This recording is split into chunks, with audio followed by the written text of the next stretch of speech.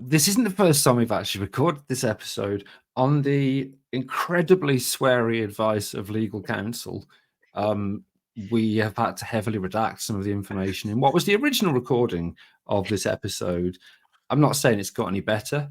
It's probably got worse, but it is marginally different, maybe. I'd like to say that it was all because of you as well. It was all because of James. He said some things which were ill-advised. Yes. And this is how we're starting 2024, is it? With more unprofessional caveats. Yeah. And out-of-date information on the script that none of us have checked New year, since we new wrote us. it. Yeah. New year, new us.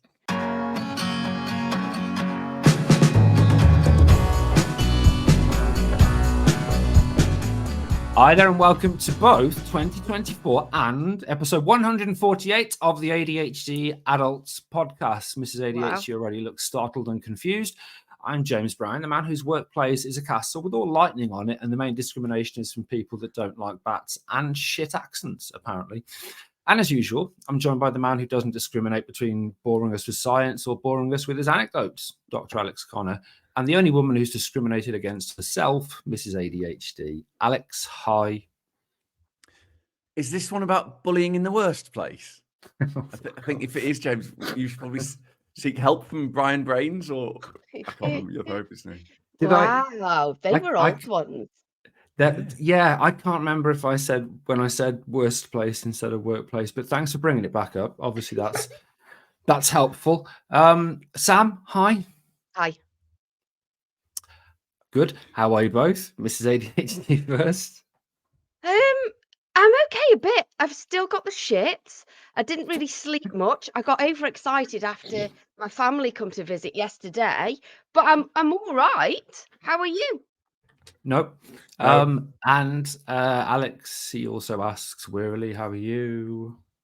I'm excellent, thanks. Happy 2024. Obviously, post-Christmas, our listener numbers have either dropped or remained high. I honestly don't have a clue. Okay. Would you believe, though, that one of those listeners has sent us a letter? No. That's right, James. It's from I'm just going to check. Did you notice that took a bit longer? It's because I picked up an old snot rag instead of my tissue that crinkles noisily. Oh, nice. It's from Robert from Kidderminster. It says, wow. Even though the last episode was on something else because we're confused, I've written a letter about the anhedonia one, so I'm doing that anyway. I listened to your episode on anhedonia about 3 months ago.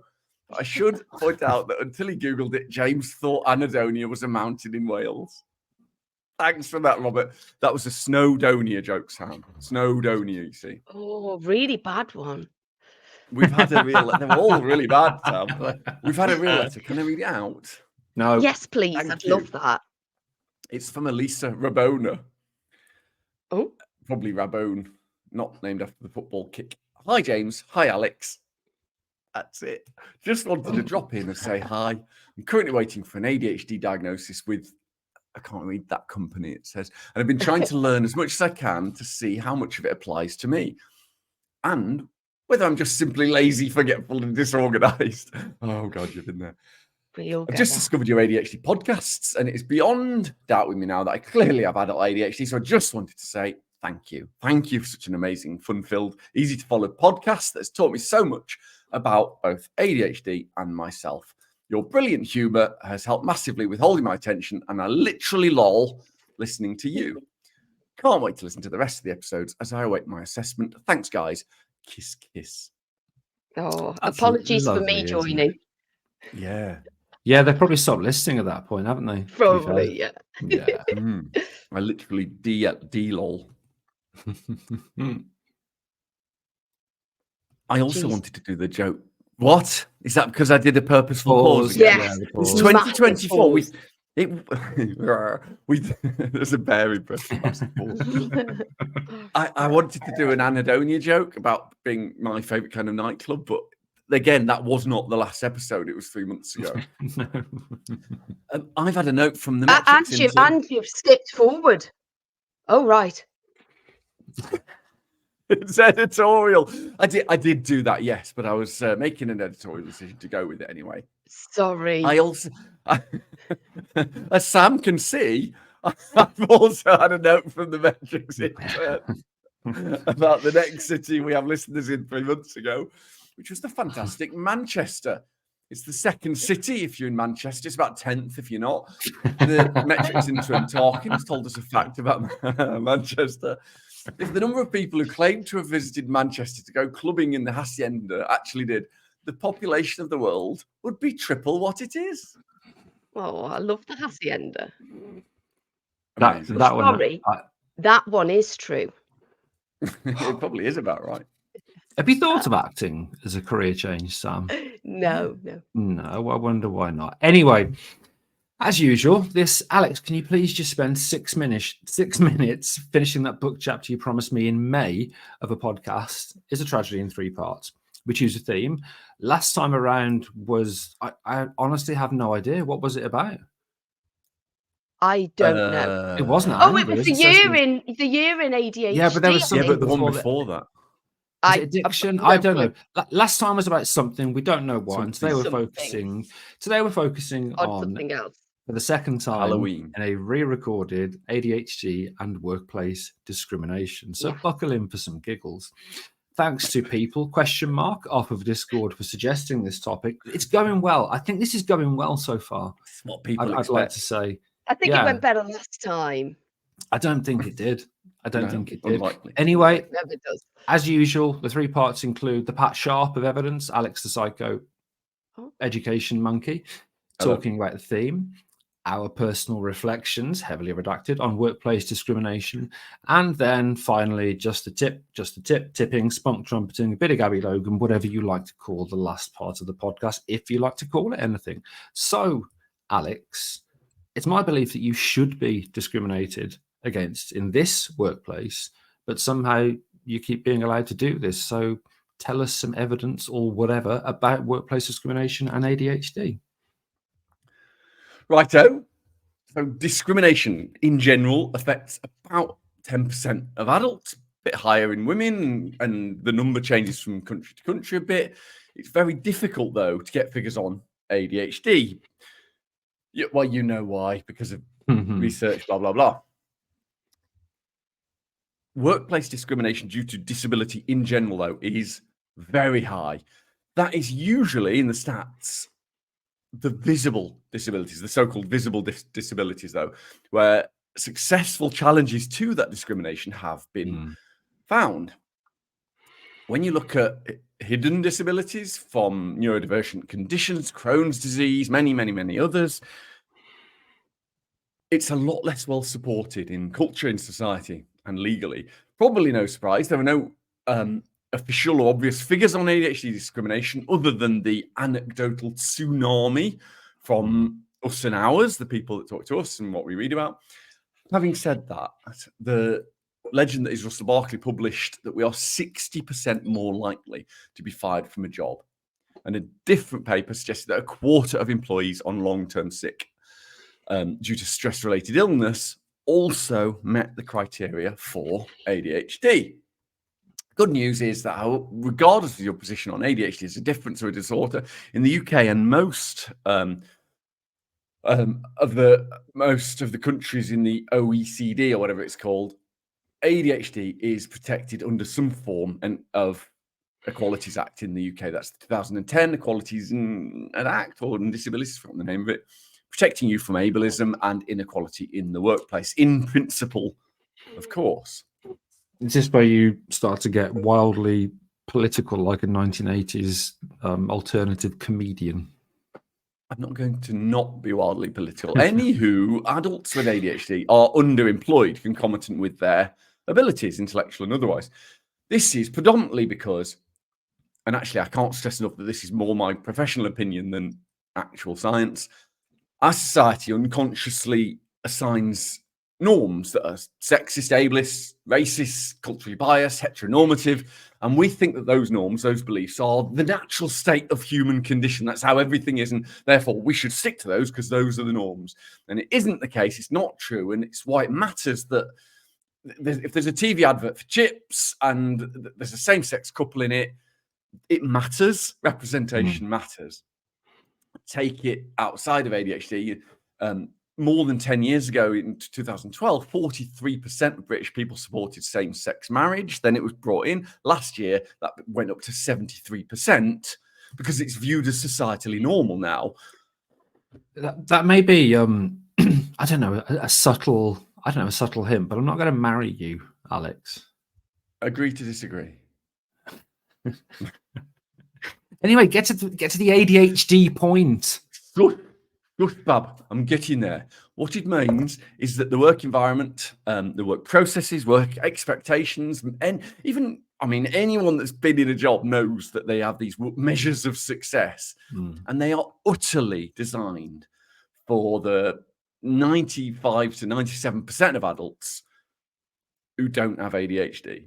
This was not on purpose usually, but it is discriminatory if they've been told about it and they do nothing. Give us some examples.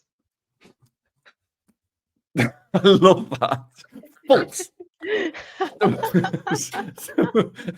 You look so happy to get it like on the right beat. I've said the words. Okay, some of those things that we, as an ADHD group, often get discriminated against are things that society, including us, internalized stigma, tend to accept as the normal way of doing things and therefore just natural and right. For example, regulating alertness, sustaining effort on one thing, processing speed of thinking. When you're required to work on something in which you've got little interest at all, and you've got ADHD, you can quickly get fatigue, lose energy, you lose alertness, you become so tired. You're much more likely to be effective if you're engaged with components of more than one task or tasks that you're interested in, especially if it's already been checked whether that interest and way of doing things has captured your interest and focus. Trying to manage frustration quietly is absolutely expected. Modulating emotions in a normal way is expected. People with ADHD get more easily frustrated, or more likely to. I mean that with everything I say, more likely to. Easily frustrated, and they're more likely to express their emotions in ways that violate these normal workplace rules of courtesy and etiquette, even though they don't hurt anyone, although the same attributes can make them forceful and pervasive in their communication, some people say. Other specific challenges from a big meta-analysis of all the data in the papers suggests there are problems with maintaining work relationships and cooperation in the teams, negative consequences of impulsive actions, planning, prioritization, organization, structure, these executive functions, support, interventions, accommodations, and aid, or specific challenge around openness, as in who you are, understanding and acceptance of what we do and how we are, and having strategies and understanding our strengths and our own positive qualities. These are the pains. So what does the 2010 Equalities Act cover? James, it's 2024. That's how you ask a question. You've never quite managed it, have you? You just can't do it. Never as will. Always. No. A great question, Simon. As always, James didn't write it for you. Definitely not. What do they mean in this side? Yeah. Are you like doing that on purpose, like whispering it to yourself so you don't ruin it? Yeah. But the fact has been stated. What do they mean by reasonable? I do that too. What do they mean by reasonable adjustments in the workplace in these acts? It could mean lots of things. It could mean, for example, changing your working pattern, like hourly or shift wise, or your physical environment, or getting support for your day-to-day tasks, even the recruitment process now and in the future. And discrimination might be disciplinary proceedings against employees who've had meltdowns or outbursts or acted inappropriately, specifically when their conduct may have been linked to their medical condition. And we can see that this is a really difficult and grey area. If someone feels hurt and offended, then they also have rights, and rightly so. Yeah. Another one might be expecting a 9-to-5 working pattern for tasks that don't have to be done in a 9-to-5. If you're in a public-facing role, you've got to, the shop opens at 9, shuts at 5. No one's suggesting you can come in at 3 a.m. It's reasonable. Expecting people to respond to surprise questions from memory when that could have been easily communicated earlier. If the role requires immediate memory-based answers, that's absolutely standard, perfectly reasonable. If it doesn't, then it probably is discrimination. Or it could be using words like fidgety, excitable, lazy, emotional, or Tuesday, as James calls it. That's just that one. That what I just said is discrimination. Comments like, when you express you have ADHD at work, someone's saying, "Have you tried turmeric?" Actually, that one does work, to be honest, because I know I'm sponsored by turmeric, but unconnected, it's 100% effective. Everyone is a bit ADHD. At least you haven't got cancer. Or when I told somebody I had ADHD who worked with me in a medical school, an academic, they said, "No, you haven't." Well, they know. They weren't Yeah, wrong. this wasn't a friend. Like, I probably spoken 3 words to them.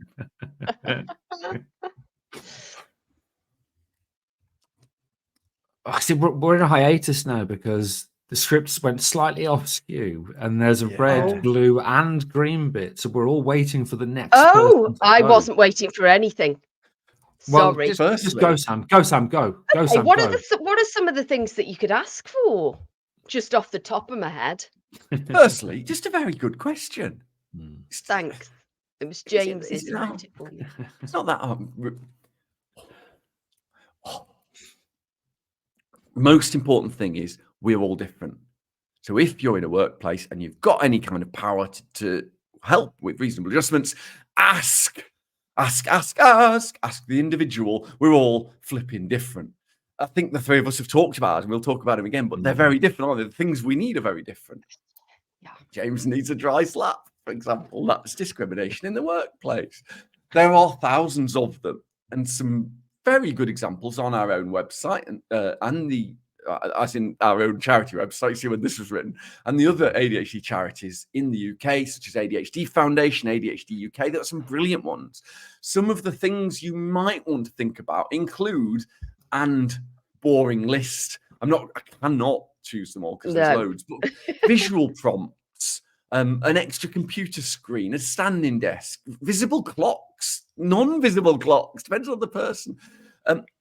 Independent workspace, or in my case, which is, I know this is weird, shared workspace. I worked better in a shared workspace environment. How crazy is that? I've never heard anybody say that before. Really? I always get people laugh at me for liking the not having my own work. I remember when I had a job working from home, I hated it because I only did the bare minimum. If I've got somebody there with me, I will work harder. Yeah, me too. It's so individual. It's so good.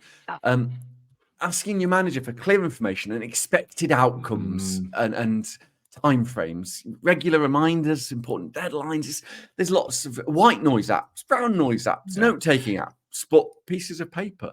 Just to clarify, at the start of reading out the entire list, you did say, "I'm not going to read out the entire list," didn't you? That isn't the entire list. It's really long. You can see the list, both of you.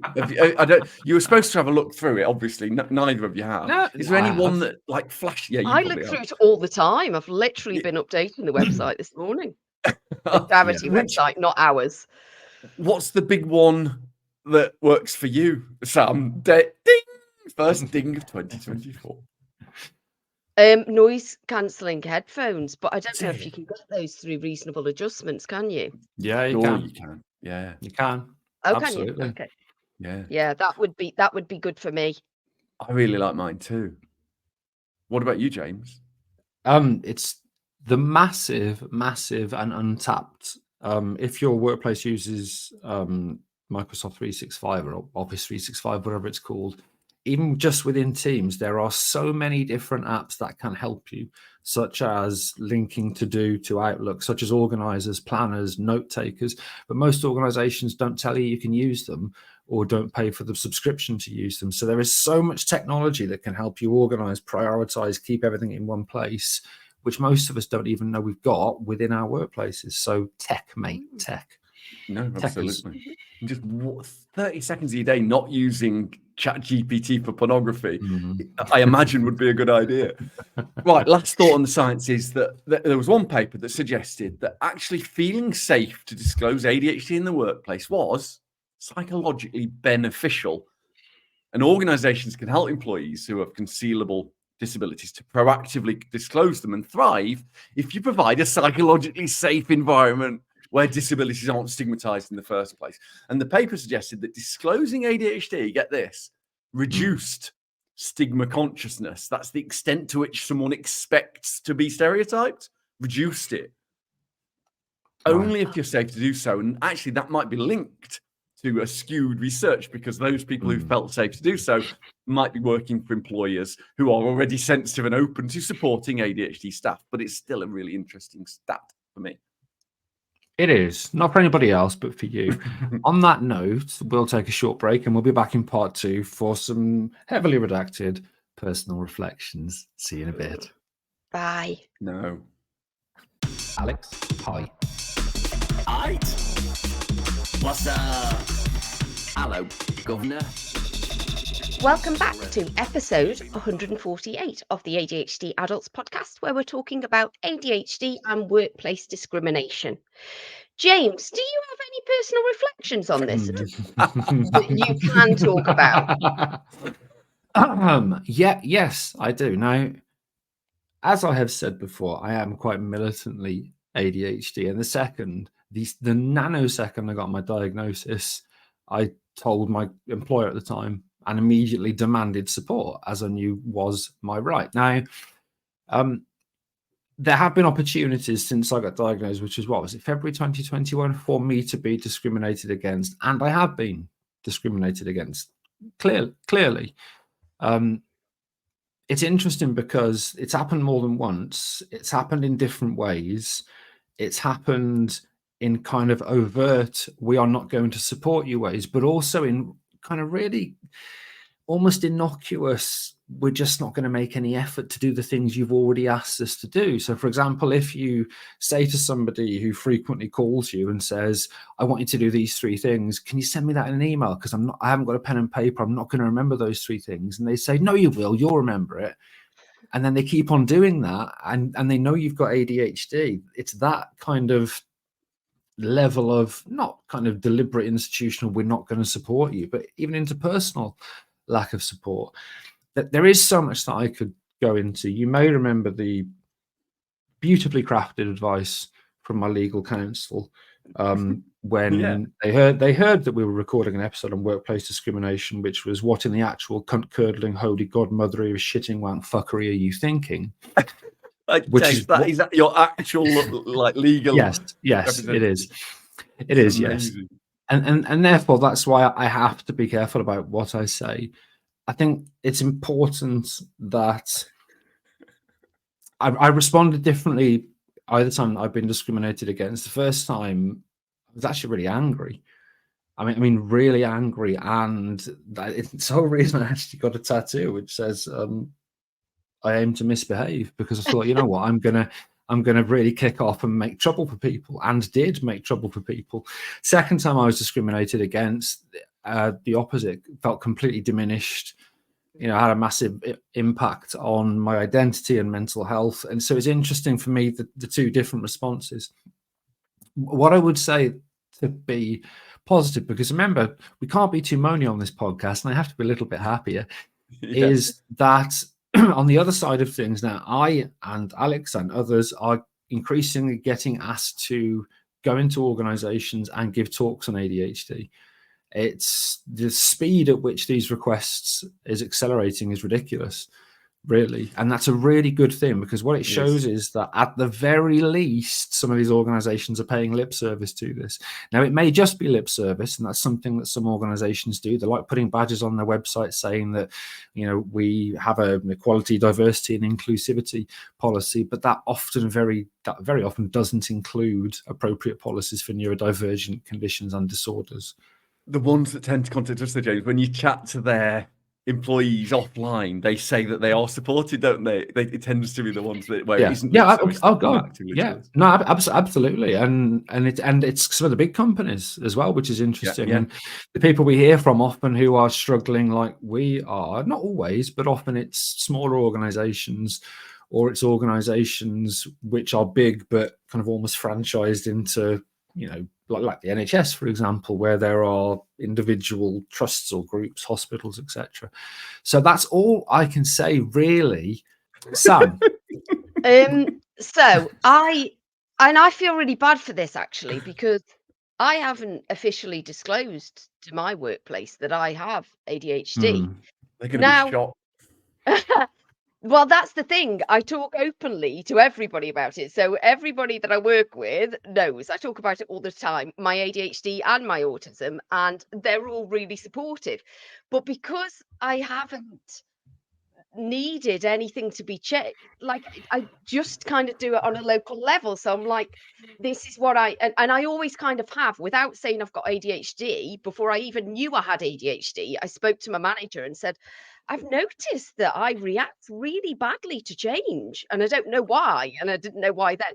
I said, so if there's a change coming, would you mind putting it in an email for me to give me a bit of notice, and then make a meeting like a week or so after. And I've noticed that by the time I kind of get used to it, I'll always react negatively at first, but once I get used to it, I come around to the idea and then we can chat about it. And did they just say yes and do it? Yes. Oh, that's that it's such an important point. One of the things that a lot of the people that I coach talk about, and this has happened to me a lot, is when somebody puts an appointment in your calendar and it just says quick catch up, and there's 3 important people in that meeting. There's no agenda. I'm gonna get no indication of what that meeting is. It's a week from now and it just says quick catch up. What the fuck? Yeah. And this is the thing, because actually I am really open with everybody and kind of always have been about what I need and what I've noticed about myself and how they can help me. So it's without even saying that I had ADHD, I've always been able to say, oh, I'm struggling with this, and I'm really good at saying I'm struggling because somebody help me. I'm really vulnerable because somebody help me. So because that's always been ongoing, and actually I know the HR representatives really well, and I've spoken to them and said that I've got ADHD, but haven't officially logged it. And it's only when you were saying that about it raising awareness and stuff that I thought, actually I probably should officially log it, even though it seems redundant because there's nothing that I need to ask for. I really should actually do that because it might help the people in the workplace. And that's what I'm kind of not. I always think that me being open and honest, and literally I'll meet somebody for the first time at work and be like, oh yeah, I've got ADHD and I'm autistic and blah, blah, blah. But actually, to affect change, I need to do more. And I've been thinking about this a lot as well, because I think I need to get involved in like neurodiversity networks and stuff, because I don't. Because I feel that I don't need it, but other people do. Sat there eating peeled grapes that someone's handing to you. I know. So I haven't experienced any discrimination because of my ADHD. So I haven't really got any personal reflections on this. How about you, Alex? James, are you letting us say that? Oh, it's amazing sentence. What? I don't think I have. It fits exactly what I'm going to say about me. I didn't recognize it for what it was. I'm not telling you you have been honest. That was just a joke between us. But from my perspective, I didn't realize it was happening ever. I didn't know. I didn't disclose for ages because A, it was admin, and B, it required self-esteem. Yes. When I first and imposter syndrome, fraudulent feelings. When I first ticked yes on do you have a disability, the shame that went through me like a lightning rod, because my legs work, was really hard to deal with. And as someone that tries to be an advocate for our community, that's a really difficult thing to live with. And discrimination isn't yes or no. There are, Sarah, who I won't say her surname, Turner, who is one of our friends, and she, in a meeting, because she was just brilliant. And in a meeting when we worked together, someone suggested I'm on the quality assurance panel. I mean, like ADHD kryptonite. And she said, because it would have been so painful, he's not going to do that. That's not the role. And because she's She's Wow. powerhouse, works behind me, and she is powerful. And it was someone doing the opposite of workplace discrimination, you know. And so that it isn't just yes or no. People support you, people look after you, like your was it line manager or boss, Sam? Yeah, and I was just about to say he's very good at that, at protecting me, because he knows that I will say yes to everything and take on too much. So every meeting almost with him is, how can we take some off you? How can we work on you delegating? How can we work on you being able to let other people help you? He's really, really good, but I'm not very good at taking him up on it. Exactly. Despite those supports, though, we get discriminated against all the time, and the main reason I didn't do anything about it was I agreed with them. I thought they were right about me. Yeah. When everybody else does it the same way, does everything the same way, and it seems to be easy, and they've always done it that way, you internalize it. It's what we do. The idea of being worthy of support in a new way is quite literally, for me, hard to comprehend and hard to believe. And so these communities are what helps. Yeah, and actually that's probably why I haven't even considered it or thought about what support I might need in the workplace, because I am afraid. I'm too afraid to ask for it. Exactly, absolutely right. But being called fidgety, being told Alex talks too much or moves around all the time, all those things I've always been told. It really, I feel it right now. When I'm doing this podcast, sometimes I try and stop myself moving around. And Sam, you've taught me not to. You know, I now do it because I know it annoys. Yeah. That's 2024 thing to say. Don't just How be mean did I to Sam. teach you that? Because you do it and you don't like it either, but you do it, and I don't want people to think. And that you know I'm just... why? I think because I cover myself up on the screen and I can't see myself. I think that's why I'm not aware that I'm doing it. Probably if I could see myself, I would stop doing it. Yeah, I wonder if my shoulder. So I spin on the chat, and I wonder if it annoys people who watch. Why don't you comment on YouTube under a series of racist rants? I think that's it, James. We're not doing the game, are we? In 2024? We are doing the game. Shut up. We are doing the game. Anyway, we'll do it quickly. So I've got to go for a blood pressure test later. Now, this is the fourth attempt. The fourth attempt to have this blood pressure test. I've got it wrong 3 times. I could have made 3 different versions of this game, but I'm going to go with one which actually happened. I think it was about a week before Christmas. It's not the first time this has happened. You've got 3 options. I had to have a blood pressure and pulse test to continue receiving my ADHD medication. And obviously it didn't go right. So did I, 1, get the wrong clinic again? Did I, B, get the wrong day? Or did I, C, go for the wrong test?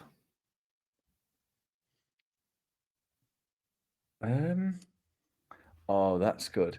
I think you... Oh, this is tricky because the one I want to do has got a funny joke attached, but it's the one I actually think it is. I don't think you went to the wrong clinic because your main, when you put home on your GPS device, it takes you to the place they take blood anyway because you're a Dracula.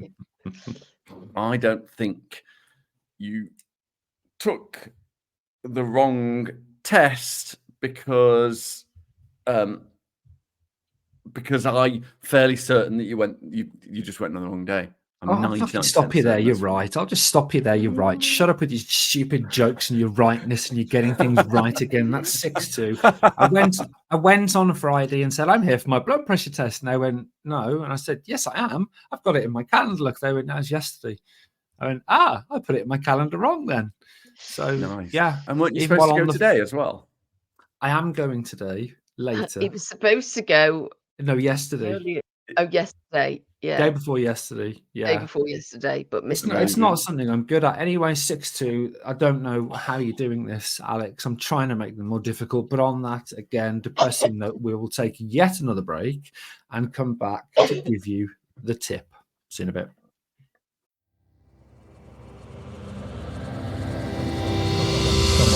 Welcome back to episode 148 of the ADHD Adults podcast, 2024. We're talking about workplace discrimination again. We're redoing the script because of James's sweary lawyer. As always, in part 3, Gabby Logan in, top tipping, just the tip, and Spunk Trumpets. We're giving you our top tips for how to either do workplace discrimination or how to avoid it. I can't remember. James, you're a big fan of bullying in the worst place. So what would your top tips be? Yeah. Oh, God. So this is all a bit ableist, really, sadly, because unless you do have a supportive employer, unless you do have people that advocate for you, a really strong neurodiversity support group and policies in place, which some organizations do. I gave a talk for DPRG, I think they're called, and they're incredible. If you tell them you think you've got ADHD, they will pay for an assessment via educational psychologists. So it's not an NHS assessment, but they'll pay 400 quid to get you assessed. And if it's positive, you are then protected at work. That's like gold standard shit. But most employers aren't like that. So often protecting yourself in the workplace requires you having to do things yourself. And that is annoying, to put it mildly. If you're a member of a union, then it's likely that there is an element of support that you may have if you aren't a member of a union. What I would say is that what you can do proactively is to try and set expectations if it feels safe to disclose your ADHD and if you feel able to do so. So that is, for example, as Mrs. ADHD mentioned, is to say there are some things that I struggle with. So can I do them in a certain way? One of the biggest lies ever told in academia and business is when somebody asks, has everybody read the minutes? And everyone says, yeah. And absolutely fucking nobody has read the minutes of that last meeting, because nobody's going to read a 15-page document to find out the one bit in there that's involved with them. But if that was instead an email with bullet points of actions with an attached minutes, that would not just be neurodivergent friendly, it would be friendly for all. So setting expectations by saying, please don't phone me and tell me to do 3 things. Send me an email. Please, in the email title, put what the email is about so it's clear. For example, don't put a meeting in that says quick catch up. You know, put an agenda or something in the meeting notes. These are things that can help you. If, very sadly, you're at the point where you feel that you are being discriminated against, document everything. Make sure that you send an email to somebody, whether it's your line manager preferably or HR, stating that what has happened or what is happening and that you feel that this is discrimination. Because if you get to the point, as sadly many people that we hear from do, where people just leave their jobs or people are effectively managed out of their jobs, then that discrimination, you know, should lead to you being recompensed and the organization that's discriminated against you having to compensate you. But without evidence, that can be really hard. If you haven't got evidence of that discrimination, if it's your word against theirs, then even with the support of organizations like ACAS, you know, there's little that you can do from that other than suffer and end up hating yourself. Last thing I'll say is, God, something conciliation and advice service. They're really good. I've used them for. No, it's not citizens advice. It's specific to employment. When I was an employer, when I had my own business, I used to ring ACAS all the time to make sure that I was doing things correctly, and I would tell my employees to ring them to make sure that I was doing things correctly. Yeah. And I'm sure in many other areas that there will be similar kind of arbitration type services. But for those of you that might be listening, I don't know why you would be, who don't have ADHD. It's so important. Support your staff. I mean, Alex talked about Sarah, Sam talked about her boss. Support your staff. If you know that you've got somebody in your team, whether they work for you, alongside you, that has ADHD, stand up for them, advocate for them. Be that person that says, no, actually, Alex is going to be shit at that job because he's dead thick. Be the person that says, don't get James to mark 350 essays because it'll take him 5 months and he'll trigger warning klaxon, probably attempt to end his life because of the stress and pressure it puts him under. Support the people around you, because that helps other people who may suspect they've got ADHD feel more confident to then disclose. I'm going to go out of order. Alex, what about you? Yeah. So I'd say try and take a step back and be your own advocate, whether you disclose or not, is quite important. The number of people I speak to who say to me, I don't need to, I'm doing okay, I'm doing well, I'm successful, or I'm successful enough. And in some small cases, they've been successful because of their ADHD, and it is a really small number. But what I can see knowing them is that they're so unbelievably talented that with the right support, the success they could have had, or more likely, the healthier mental state they could have had to achieve the same success with a bit of support, is unbelievable. And it isn't necessarily about getting a higher promotion or more money. It's about doing that healthily. And that is difficult without self-esteem. In the most people I see, it's in spite of their ADHD and lack of support that they've achieved these things. And in most cases, family members, especially one of whom says it to me a lot, oh, I'm doing well. I'm thinking, my God, you've no idea how good you could be. You know, these are people for me who are brilliant. It's in spite of I'm doing okay doesn't take you into account how well you could be doing with some fucking basic and cheap support from your employer, which starts with the question, how can we help? My number one tip is to say to yourself, you're not asking for these things for you. Because if you get them and you are a healthier employee, you take less time off stress, you're a better partner, you're a better relative. So you're doing this. Everything you ask for is for someone else. It is literally for your employer. It's literally for your partner and your kids if you've got them. It's literally for the next generation of employees. So everything you ask for is not for you. It's for them. And for many people with ADHD, that's fundamental in my experience, because we can't, can we? Can't say, oh, me, please. Sorry, it's too difficult. That's my tip. Sam, what about yous? Ding. Yeah, I think that's what you said about doing it for other people. Like I said before, I think, yeah, that is the one thing that, in a slightly different way, that's the one thing that I think is going to make me disclose it officially to my employer, just to help other people in my workplace that have ADHD, because I think the more people that disclose that they have it and ask for reasonable adjustments, the more used to adapting to people like us your organization is going to be. Because if nobody comes forward, they're not going to know what ADHD is, or, you know, how they can help people with it. And although we're all different, I think the more people that come forward and say, I need help with this, it affects change in the workplace, doesn't it? Which I think is, so it's important to do that. I have to say, if you look at the charity website, ADHD Adults UK, we've got loads of information on this. The FAQ page is probably the best place to start, and you'll see heading for workplace issues with links to all the information that I'm going to say here. And I can include this in the show notes too, as if you like. As Alex says, if you have a diagnosis of ADHD, you're protected by the 2010 Equalities Act. In the UK. In the UK.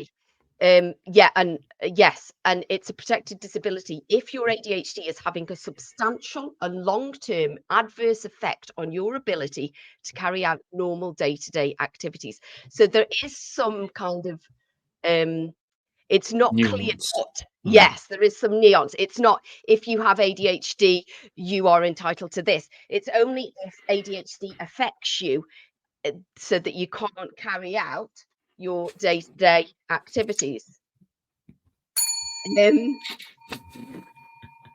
As new bell. Also said, yeah, why haven't you got like cancel background noise off? It doesn't matter. As Alex also said, you're entitled to reasonable adjustments, but to access these reasonable adjustments, you must report your ADHD diagnosis to your HR department, and that can be difficult for a lot of us. Also, if you're an adult in the UK who is looking for a paid job or is already employed or self-employed, and you live in England, Scotland, or Wales, Northern Ireland has a separate scheme, you're eligible for help under Access to Work. I do not do this while you're doing your shit, Alex. Thank you. Northern Ireland have got their own Access to Work scheme, as well as the Condition Management Programme and Workable NI. A diagnosis of ADHD is not needed in order to Access to Work scheme. But a diagnosis significantly helps. That's why I'm mentioning this, because if you don't, and actually I have to say, you have to speak to your HR department though as well if you're going to access to work, and if you are employed. James, do you remember when she just used to say, "I've got a fizzy tummy" or whatever? It's mad, isn't it? It's really mad. Oh, I'm sorry. I will be. No, it's brilliant. Keep going. Seriously.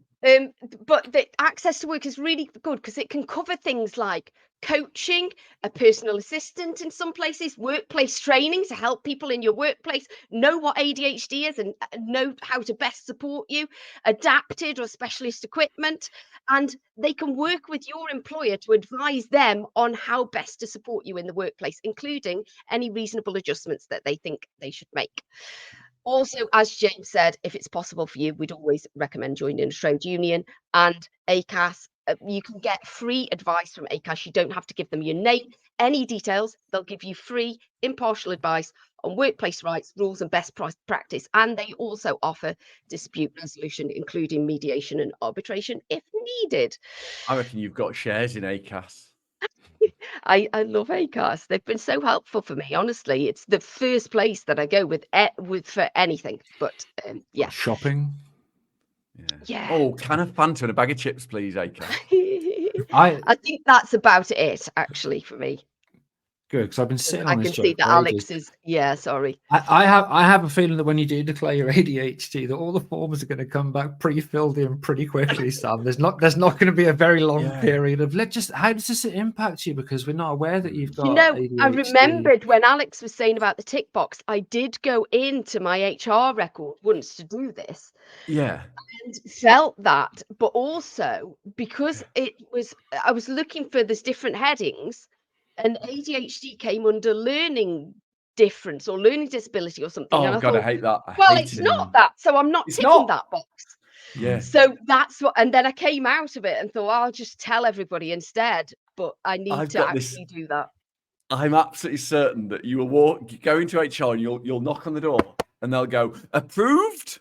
Yeah, well, I've already done that. I've told them, but I haven't officially logged it on the online thing. It doesn't matter. No, it's really good. Can you come back and let us know what happens when you do, if you choose to?